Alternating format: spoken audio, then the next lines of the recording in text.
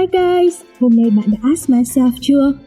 Ask Myself là kênh podcast giúp bạn đặt ra những câu hỏi về tâm lý học, kỹ năng và các quan điểm sống.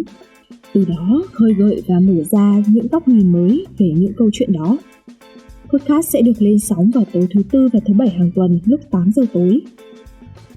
Trong số đầu tiên này, Ask Myself muốn đặt câu hỏi: sống không mục tiêu có sao không? Trước kia chúng tớ nghĩ mục tiêu sẽ nằm loanh quanh đâu đó ở điểm số ở trường, đi du học, có người yêu trước năm 30 tuổi, có nhà có xe bla bla. Đạt được mục tiêu chúng ta sẽ vui, không đạt được mục tiêu thì buồn. Vậy tự dưng chúng ta lấy dây buộc mình, đặt mục tiêu để rồi khi không hoàn thành, chúng ta sẽ thấy cuộc sống thật khó khăn, thất bại, tiêu cực làm gì? Sống không có mục tiêu có phải dễ thở hơn đúng không?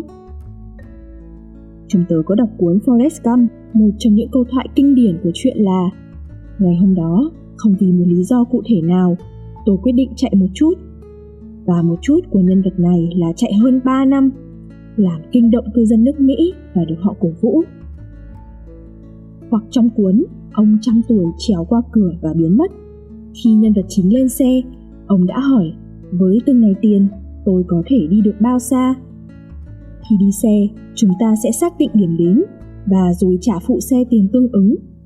Như vậy là chúng ta đã xác định mục tiêu điểm đến và đồng ý chi trả cho hành trình để đạt được mục tiêu này, vì chúng ta biết nó là cần thiết và đáng giá. Còn hai nhân vật trong chuyện không có điểm cần tới. Họ chỉ xem đến đâu được thì đến, và họ cũng không biết nó tốn bao nhiêu thời gian, tiền bạc, công sức. Và không có mục tiêu cũng tương tự như vậy. Bạn hoàn toàn có thể sống không cần mục tiêu, rồi biết đâu những chuyến phiêu lưu như hai nhân vật này sẽ bắt đầu. Tuy nhiên nếu nhìn lại thì thật ra người bán vé đã xác định ông 100 tuổi được đi đến đâu, và tất cả mọi người quyết định Forrest Gump chạy vì điều gì. Vậy đó, bài học rút ra được trong câu chuyện này đó là chúng ta không đặt mục tiêu thì người khác cũng sẽ làm hộ chúng ta mà thôi.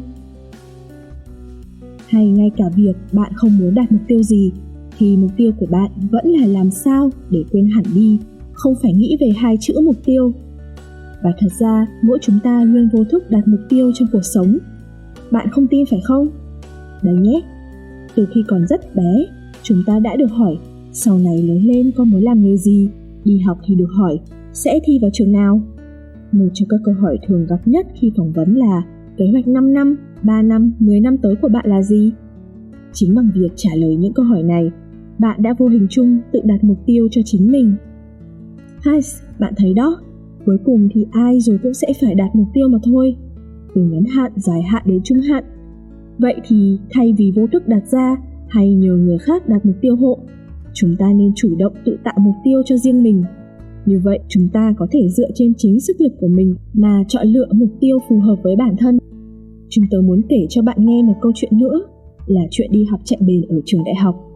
Môn học đã tác động rất nhiều đến cách đặt mục tiêu trong cuộc sống của chúng tớ. Môn đó là môn học bắt buộc nên không ai thoát được. Yêu cầu cho nữ là chạy 800m trong vòng 4 phút 30 giây, luyện tập trong vòng 1 tháng, mỗi tuần 2 buổi. Muốn qua được môn học này, chúng tớ cần nắm rất rõ thể trạng và thành tích của mình để chia nhỏ mục tiêu lớn thành các mục tiêu nhỏ và giới hạn cho mục tiêu ấy. Quan trọng là chia mục tiêu nhỏ ra và đặt giới hạn nha. Điều quan trọng nhắc lại lần 2. Việc đặt giới hạn cho mục tiêu có tác dụng để cơ thể không bị kiệt sức, mất kiểm soát và chán nản. Việc chia nhỏ mục tiêu hết sức có thể giúp chúng tớ hình dung rõ nét hơn con đường mình sẽ đi để đạt được mục tiêu. Ví dụ nhé, ở buổi đầu tiên, thành tích của chúng tớ đang là 5 phút 15 giây. Vậy trong 2 tuần tới, chúng tớ sẽ rút số giờ chạy xuống từ 5 phút 15 giây thành 5 phút. Và giới hạn của mục tiêu này là 2 tuần và 5 phút. Vậy tại sao lại là 2 tuần? 3 tuần có được không? Số giờ ít nhất và nhiều nhất mình phải bỏ ra để thực hiện mục tiêu này là gì? Tại sao là 5 phút mà không phải là 4 phút 48 giây vân vân? Rất nhiều câu hỏi nhỏ cần phải được đặt ra để xác định được mục tiêu phù hợp.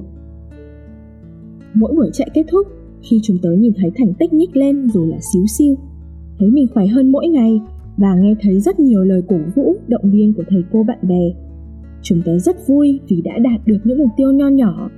Chúng tớ biết rằng mục tiêu to to sắp tới sẽ dần dần đạt được thôi, vì thành công của mục tiêu to được tạo nên từ kha khá thành công của mục tiêu nhỏ mà. Tóm lại bài học rút ra ở đây là khi chúng ta tự chọn mục tiêu, chúng ta có thể đặt mục tiêu với thời hạn dài ngắn khác nhau, chia nhỏ mục tiêu để sao cho chúng ta có thể hoàn thành được. Chúng ta hiểu là việc đặt mục tiêu sẽ gây một áp lực nào đó cho bạn để hoàn thành được mục tiêu. Tuy nhiên, nếu mục tiêu được tính toán để phù hợp với chúng ta ngay từ đầu và được chia thành những chiếc đũa, thì sớm hay muộn, bó đũa cũng sẽ bị bẻ hết. Và thường thì, mục tiêu có đầu ra càng rõ ràng và dễ định lượng được thì càng dễ thực hiện. Để kết thúc, chúng tôi muốn nhấn mạnh một điều.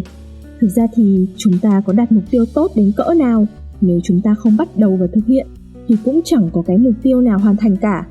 Lão Tử đã nói trong Đạo Đức Kinh một câu mà dịch ra đại ý là đi đường ngàn dặm, bắt đầu từ một bước chân. Hàm ý, hãy bắt đầu hành trình của mình từng chút một, tích lũy dần dần để bước tới thành công. Nhất quyết phải thực hiện bước chân chạy đầu tiên bằng những hành động cụ thể nhé bạn ơi. Những hành động đầu tiên sẽ tạo cho bạn những bước chạy đà rất tốt trên hành trình chinh phục mục tiêu đấy. Chúng tôi tin rằng các bạn cũng sẽ có những bài học về cách đặt mục tiêu của riêng mình.